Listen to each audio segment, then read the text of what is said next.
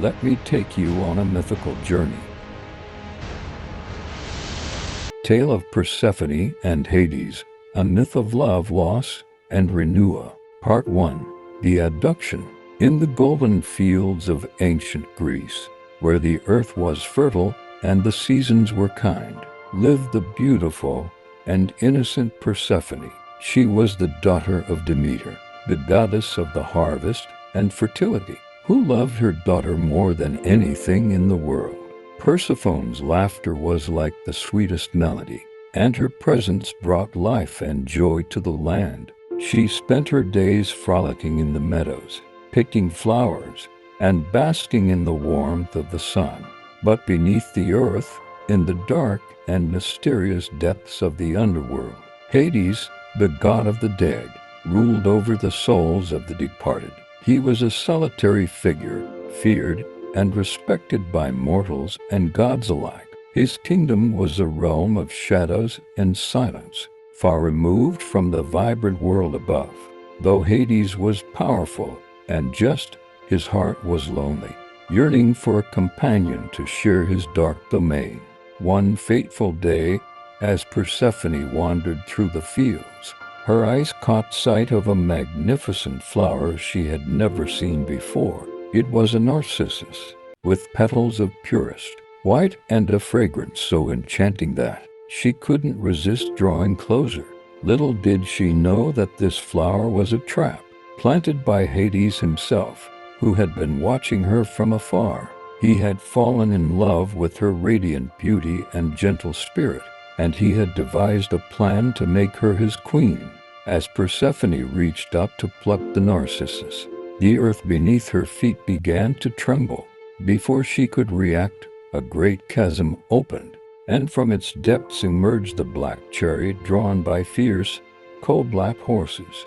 Hades, cloaked in darkness, seized Persephone and carried her off to the underworld. Her cries for help echoed through the heavens, but there was no one to hear her plea. Part 2.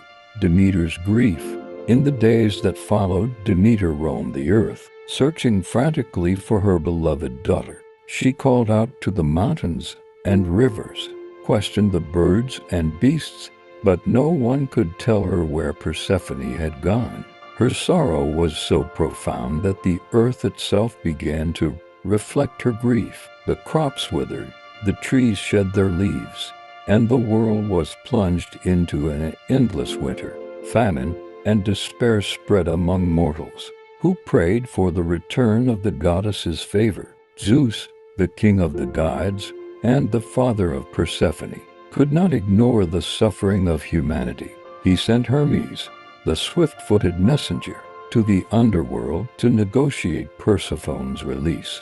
Hermes descended into the realm of Hades, where he found the god of the dead seated on his ebony throne, with Persephone by his side. Part 3. The Underworld Queen. In the underworld, Persephone's transformation had begun. The once innocent maiden was now a regal queen, her beauty undiminished but tinged with an otherworldly aura. Though she missed her mother and the life she had known, she had begun to see the depth and complexity of Hades. He treated her with respect and kindness, and she sensed a sadness in him, a longing for companionship that mirrored her own isolation. Hades, too, had changed. Persephone's presence brought a light to his dark realm, and he found himself drawn to her warmth and grace. He sought to win her heart not with force, but with love.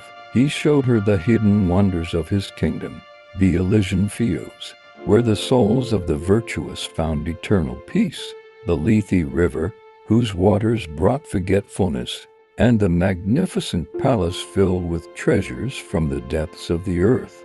Part 4. The Bargain. When Hermes arrived, he conveyed Zeus's command for Persephone's return. Hades, though reluctant, knew he could not defy the king of the gods. However, before letting her go, he offered Persephone a pomegranate, a fruit of the underworld. Unaware of its significance, Persephone ate 6 seeds. Hermes led Persephone back to the surface, where Demeter awaited with open arms.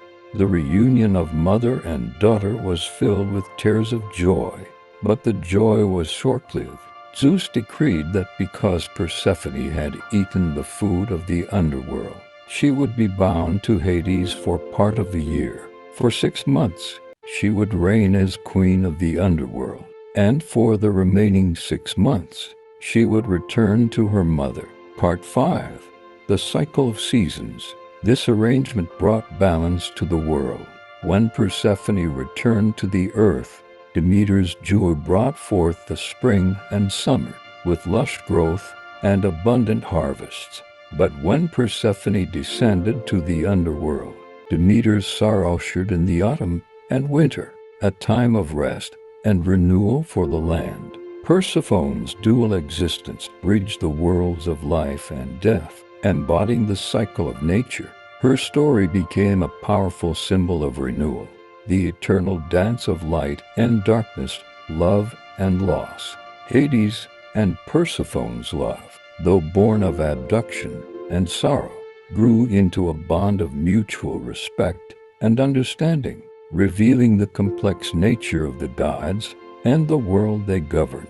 I hope you find this detailed mythical journey through Persephone and Hades' story captivating. If you need more details or have other requests, feel free to let me know in the comments section.